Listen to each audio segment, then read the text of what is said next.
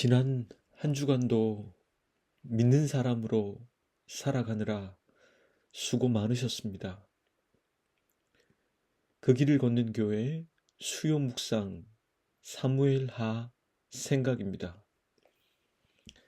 다윗은 첫째 아들 암논을 잃었습니다. 그리고 셋째 아들 압살롬마저 3년째 보지를 못했습니다. 오늘 살피게 될 사무엘하 14장은 압살롬이 암논을 죽이고 그 술로 추방을 당한 지 3년이 지났을 때의 일입니다. 압살롬은 요압의 도움으로 예루살렘으로 돌아오게 되었고 결국 다윗을 만나게 됩니다. 오늘의 이야기를 전해드려 보겠습니다.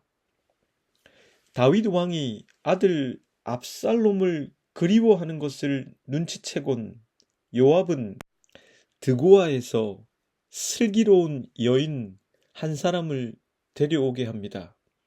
그리곤 다음과 같은 내용을 일러주어 이 내용을 다윗에게 말하도록 합니다.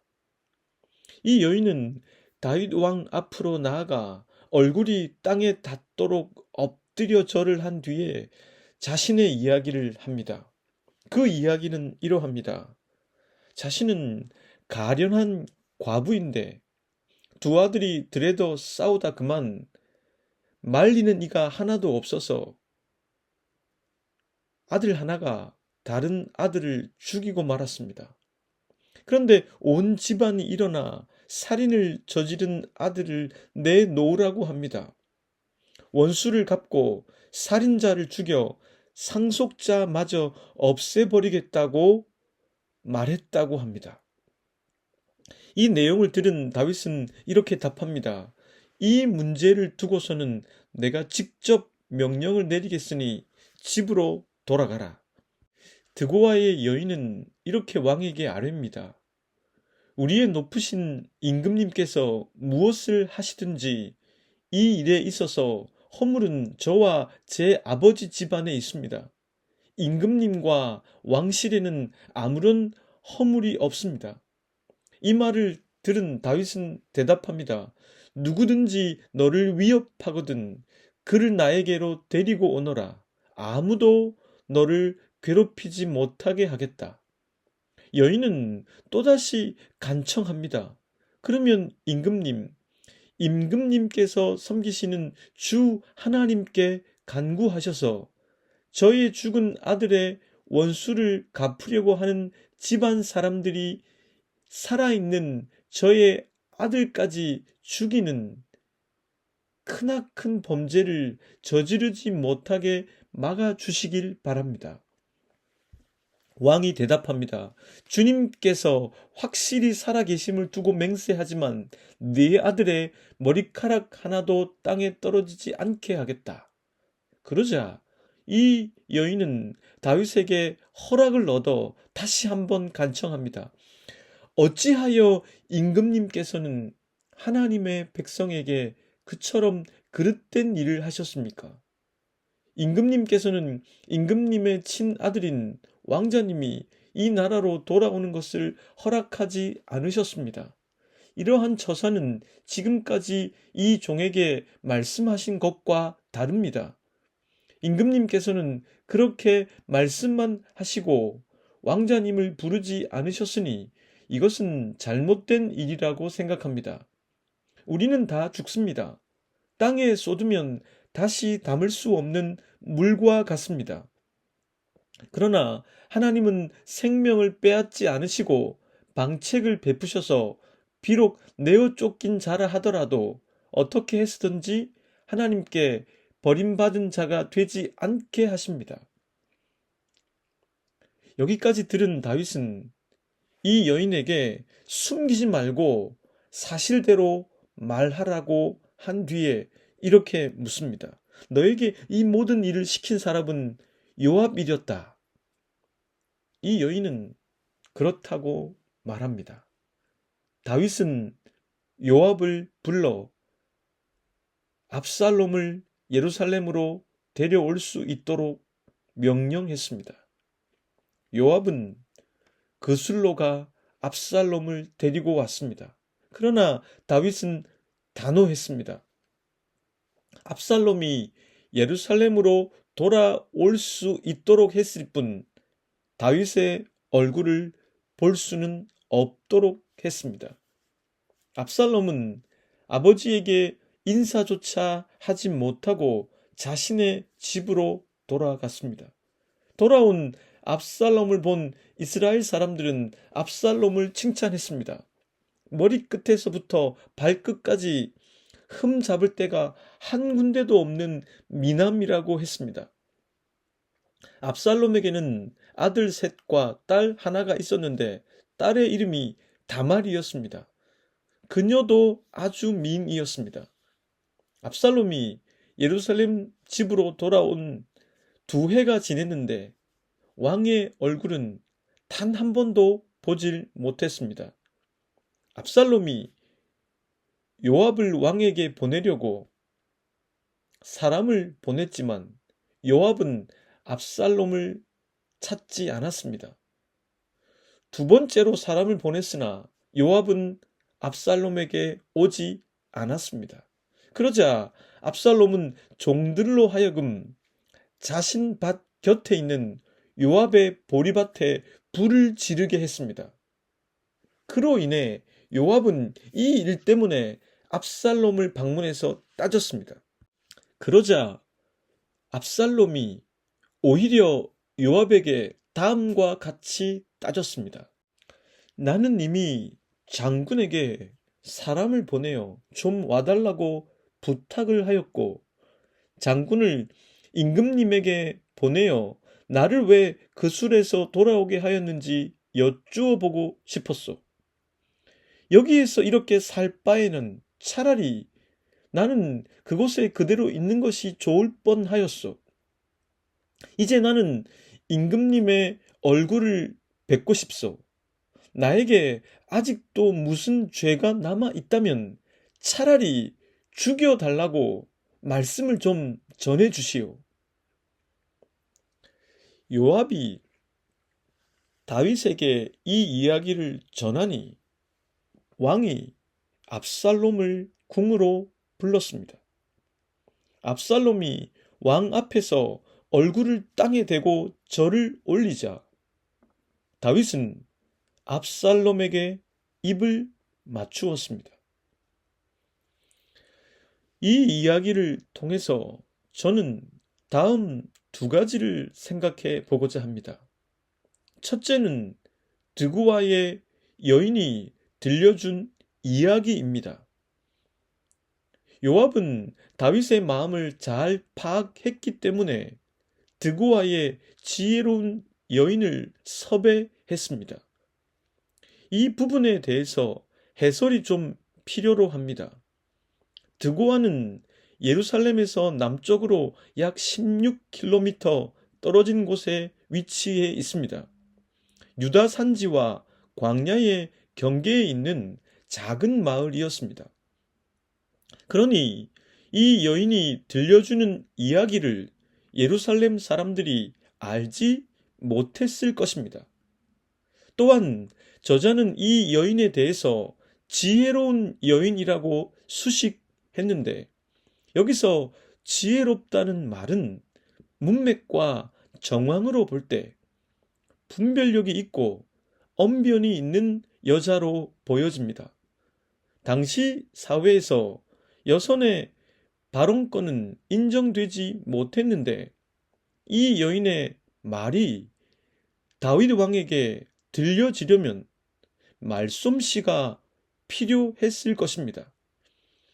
이렇게 해설을 해보면 요압이 왜 이 여인을 택했는지 알만합니다. 요압은 이 여인이 다윗에게 들려줄 이야기를 일러주었습니다.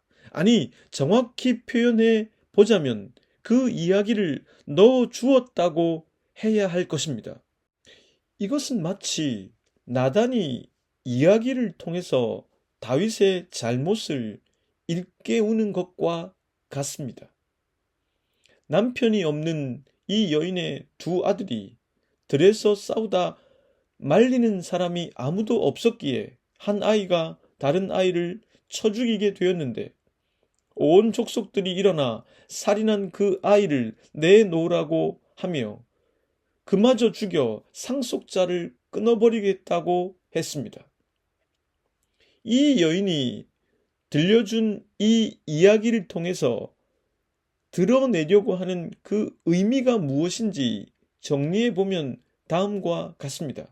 첫째, 비록 그 아들이 다른 아들을 죽인 것은 사실이지만 그렇다고 해도 남겨진 그 아들마저 죽게 할 순 없다.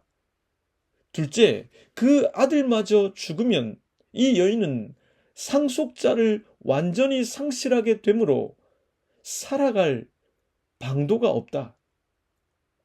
셋째, 그러니 이제 나에게 남은 이 유일한 혈육인 이 아들을 사면해 주시길 바란다.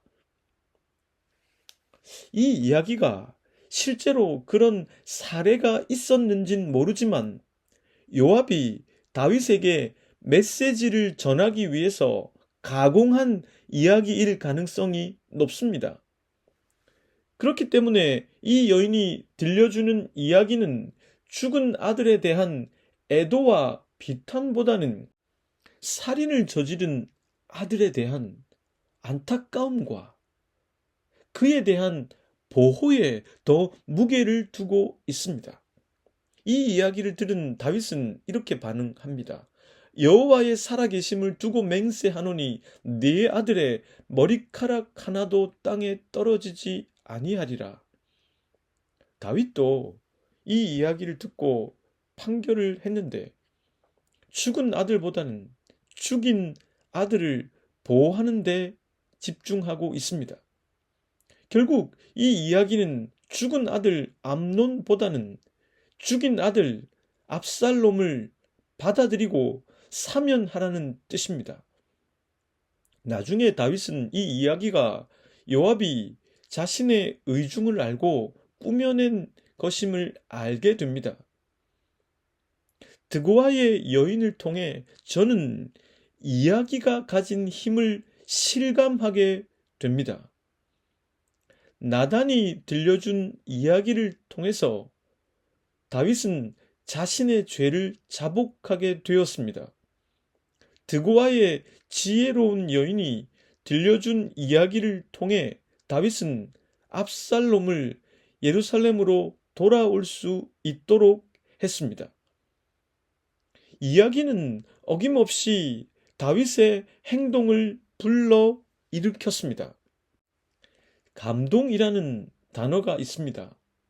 감동이라는 단어는 한자어인데 감이라는 한자는 느낀다는 뜻이고 동이라는 한자는 움직인다는 뜻입니다. 그러니 감동이라는 말은 마음으로 느껴야 움직일 수 있다는 뜻입니다.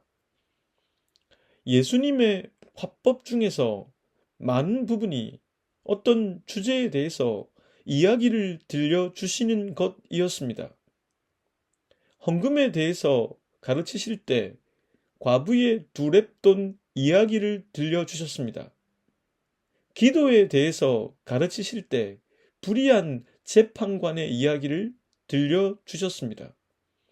이웃사랑에 대해서 가르치실 때 선한 사마리아인의 이야기를 들려주셨습니다. 이야기는 논설문이나 사설처럼 하고자 하는 논리를 바로 전개하는 방식이 아니라 이야기 안에서 읽거나 듣는 사람이 참여해서 그 의미를 생각해 보게 하는 방식입니다. 그래서 이야기는 열려 있고 이야기는 독자와 청자의 참여를 요구합니다. 그래서 독자와 청자는 그 이야기를 갖고 있으면서 그 이야기 속에서 그 이야기가 의도하는 바에 접근해 나가게 됩니다. 때론 자신이 처음에 생각했던 것을 점차 수정해 나가기도 하고 점차 증폭시켜 나가기도 합니다. 이런 활동을 통해서 독자와 청자는 감동을 느낍니다. 그리고 그 감동은 실제적인 행동을 불러 일으킵니다. 성경의 많은 부분이 왜 이야기로 돼 있는지 알만 합니다. 성경을 읽는 독자가 감동을 받고 실제적으로 움직임이 있길 바라는 것입니다. 저는 이런 설교를 해보고 싶습니다. 제가 전해드리는 성서의 이야기가 여러분들의 영성과 지성 그리고 감성을 자극해서 여러분들의 의지로 하나님이 기뻐하시는 행동을 하게 하는 그런 설교를 하고 싶습니다. 저희 교회 교우들은 목요일이면 부족한 목사를 위해서 기도해 주시는데 기도하실 때 이런 이야기를 제가 들려드릴 수 있도록 기도해 주시면 좋겠습니다. 둘째는 요압입니다. 본문을 읽어 나가다 저는 요압이라는 인물을 다시 보게 되었습니다. 저에게 요압은 터프한 이미지가 강했습니다. 전쟁에서 물러서지 않고 직진하는 그런 이미지가 강했고 다윗과 언약을 맺은 북이스라엘의 아브넬을 죽이는 모습을 보면서 그 터프한 이미지에 대한 인상은 더욱 강해졌습니다. 그런데 오늘 본문에 등장하는 요압은 매우 섬세하고 사람에 대해서 잘 이해하고 있으며 지혜를 발휘할 줄 아는 그런 사람이었습니다. 요압은 암논을 잃고 슬퍼하다 3년째 압살롬을 보지 못해서 더 괴로워하는 다윗의 마음을 헤아릴 줄 아는 사람이었습니다. 드고아의 여인에게 요압이 넣어준 이야기는 바로 이 점을 핵심으로 삼고 있습니다. 요압은 다윗이 압살롬을 데리고 오는 일에 있어서 자신이 직접 나설 수 없는 측면이 있다는 것을 알고 있었습니다. 왕위 계승 1위였던 장자 암논을 죽인 살인자 압살롬을 쉽게 사면하는 것은 다윗 자신도 받아들이기 쉽지 않은 일이었을 것이고 대신들과 백성들의 민심에도 좋지 않은 영향을 줄 것이라 생각했을 것입니다. 그리고 다윗은 압살롬이 암논을 죽인 것이 단지 다말 때문만이 아니라 차기 왕권에 대한 열망을 강하게 표현한 것이라 해석했을 수도 있을 것입니다. 이런 상황 속에서 다윗은 3년이나 압살롬을 추방시켜 둘 수밖에 없었습니다. 그때 요압은 이런 다윗의 마음을 정확히 파악했습니다. 울고 싶은데 다윗 자신이 자신의 뺨을 때릴 수는 없는 상황이었습니다. 그래서 요압은 자신이 뺨을 때려 주기로 한 것입니다. 그리고 그 작업은 매우 섬세했으며 다윗을 자극하지 않을 방법을 궁리해냈습니다. 그것이 바로 드고아의 여인의 이야기를 통해 최종 재판관인 다윗이 자신을 볼 수 있도록 하는 것이었습니다. 다윗은 요압이 그런 일을 도모했다는 것을 알아냈지만 혼내지 않았습니다. 그저 압살롬을 데려오도록 허락했을 뿐입니다. 요압의 섬세하고 사려 깊은 충성 앞에서 다윗은 그만 할 말을 잃어버렸던 것입니다. 요압은 직접 가 압살롬을 데리고 왔습니다. 그런데 다윗은 예루살렘으로 돌아온 압살롬을 2년 동안이나 만나지 않았습니다. 다윗은 부분적으로 압살롬을 용서했을 뿐 완전한 사면을 통해 회복을 주지는 않았던 것입니다. 이때에도 압살롬은 자신이 직접 다윗에게 사람을 보내거나 나서지 못했습니다. 오직 요압을 통해 자신의 뜻을 다윗에게 전할 뿐이었습니다. 다윗이 얼마나 요압의 충성심을 믿고 있었는지 우리가 알 수 있는 대목입니다. 결국 요압이 나섬으로 다윗은 압살롬을 궁으로 불러들였고 왕이 압살롬에게 입을 맞춤으로써 압살롬은 추방에서 드디어 회복되었습니다. 요압이 이렇게 한 것은 압살롬 때문이 아니라 전적으로 다윗에 대한 존경과 충성심 때문이었습니다. 다윗에게 요압과 같은 사람이 곁에 있었다는 것은 참으로 다행이었습니다. 진심으로 왕을 걱정하고 그의 마음을 헤아려 주며 지혜롭고 섬세하게 일을 처리해 나갈 수 있는 믿을 만한 사람이 곁에 있다는 것은 다윗이 하나님께 입은 은혜였습니다. 다윗에게 요압이 있었던 것처럼 저와 여러분들 곁에도 하나님이 주신 사람들이 있을 것입니다. 미처 내가 보지 못한 것을 보게 해주며, 미처 내가 행하지 못한 것을 행하게 해주며, 미처 내가 생각하지 못한 것을 생각하게 해주는, 진심으로 내가 잘 되길 바라는 사람들, 찬바람이 불어오는 즈음, 그런 사람들을 떠올려 보시고 안부 전화라도 한번 해 보시면 좋겠습니다. 함께 기도하겠습니다. 하나님, 저희들에게 이야기를 주셔서 고맙습니다. 이야기 안에서 하나님을 만나고 진리를 만나고 저희들이 가야 할 방향과 살아갈 목적을 발견하게 해 주십시오. 그래서 감동을 얻게 해 주십시오. 저희들을 사랑해주는 사람들을, 그리고 저희가 사랑하는 사람들을 떠올려 보게 되는 그런 시간이 되길 원합니다. 지금의 내 모습이 있기까지 나를 위해 기도해 주신 분들을 떠올려 보며 그들을 위해 잠시 기도하는 저희들이 되게 하옵소서. 예수 그리스도의 이름으로 기도드립니다.